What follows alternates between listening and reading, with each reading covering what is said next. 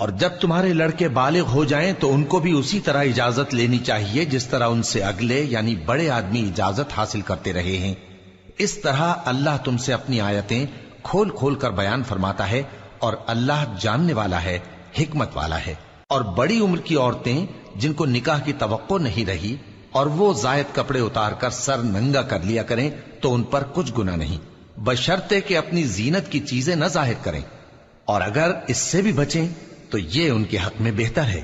اور اللہ سنتا ہے، جانتا ہے۔ نہ تو اندھے پر کچھ گناہ ہے اور نہ لنگڑے پر اور نہ بیمار پر اور نہ خود تم پر کہ اپنے گھروں سے کھانا کھاؤ، یا اپنے باپ دادا کے گھروں سے، یا اپنی ماؤں کے گھروں سے، یا بھائیوں کے گھروں سے، یا اپنی بہنوں کے گھروں سے، یا اپنے چچاؤں کے گھروں سے، یا اپنی پھوپھیوں کے گھروں سے، یا اپنے ماموؤں کے گھروں سے، یا اپنی خالاؤں کے گھروں سے، یا اس گھر سے جس کی کنجیاں تمہارے ہاتھ میں ہوں، یا اپنے دوستوں کے گھروں سے۔ اور اس کا بھی تم پر کچھ گناہ نہیں کہ سب مل کر کھانا کھاؤ یا جدا جدا۔ پھر جب گھروں میں جایا کرو تو اپنے گھر والوں کو سلام کیا کرو، یہ اللہ کی طرف سے مبارک اور پاکیزہ تحفہ ہے۔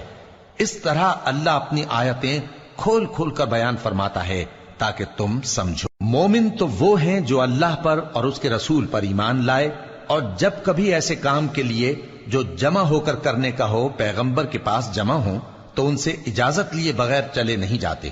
اے پیغمبر، جو لوگ تم سے اجازت حاصل کرتے ہیں وہی اللہ پر اور اس کے رسول پر ایمان رکھتے ہیں، سو جب یہ لوگ تم سے کسی کام کے لیے اجازت مانگا کریں تو ان میں سے جسے چاہا کرو اجازت دے دیا کرو، اور ان کے لیے اللہ سے بخشش مانگا کرو، کچھ شک نہیں کہ اللہ بخشنے والا ہے، مہربان ہے۔ مومنو،